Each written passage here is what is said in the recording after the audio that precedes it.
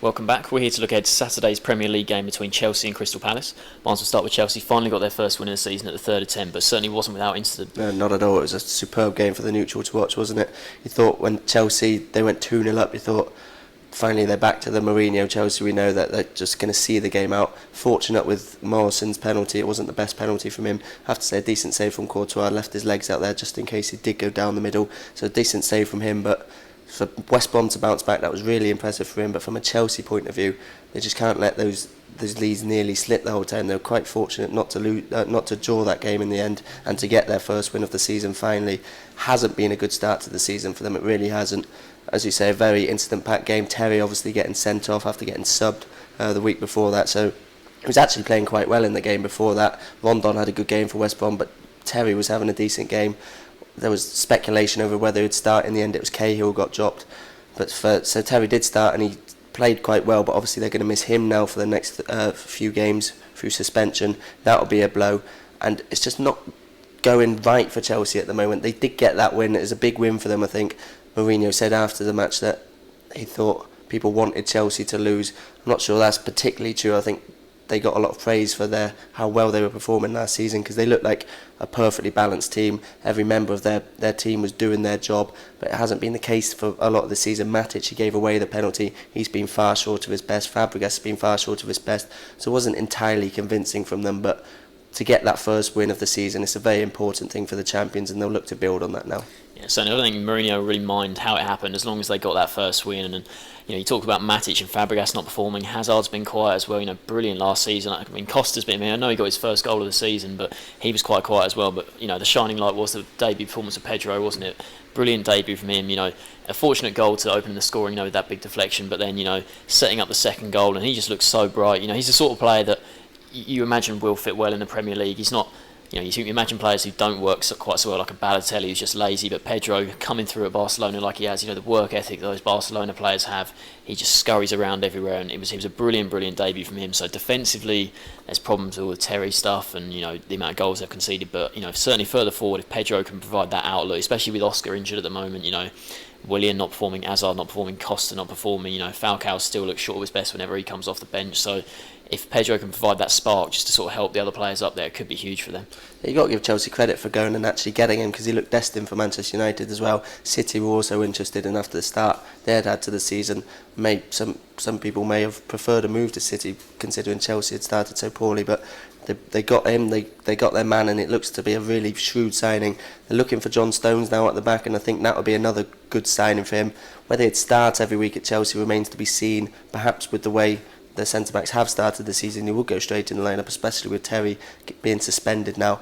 He has been very good for Everton this season.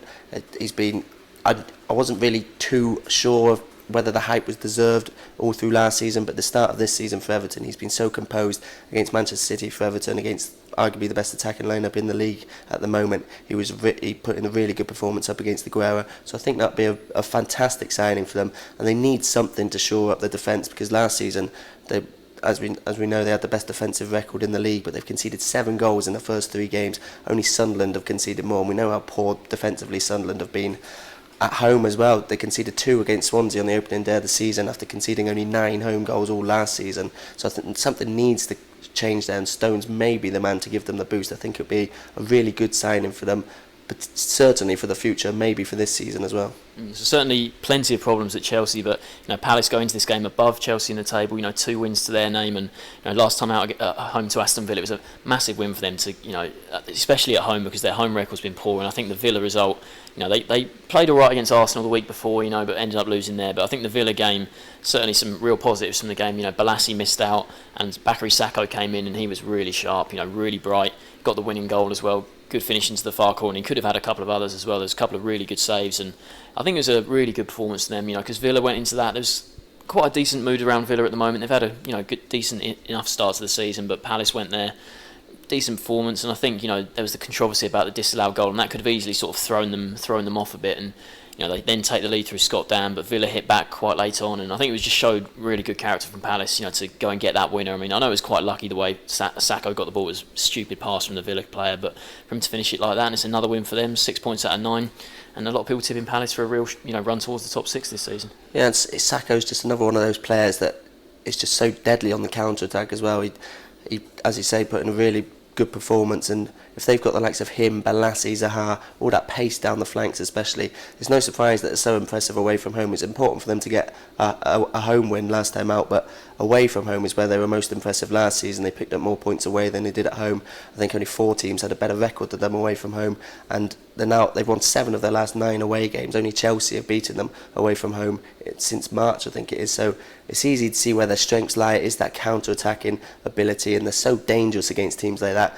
Chelsea will be expecting to see most of the ball, but when you consider that their fullbacks haven't had the best start to the season, Ivanovic especially, as Azpilicueta struggled a bit despite his goal against West Brom, they might struggle against these Palace wide players on the counter-attack, and if Palace can play that game plan, they're so good at playing away from home, especially under Pardew, who's got a superb record away from home in charge of them, then they'll cause Chelsea problems, I think.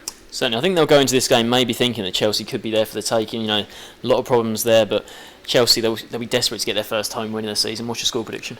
Be desperate to get first clean sheet as well, but I don't see that happening. But as I mentioned, those wingers could give those Chelsea fullbacks who are out of form a bit of problems. I still think Chelsea will win the match, but I think it'll be quite close. I'm going to go for 2-1 to Chelsea. 2-1, yeah. I think I'm going to back Chelsea as well. I think it might be a bit more comfortable. I think we're due a sort of really good performance from Hazard or a really dominant performance from Costa, so I'm going to go 3-1 to Chelsea. So both picking Chelsea to win this one. Thanks for joining us.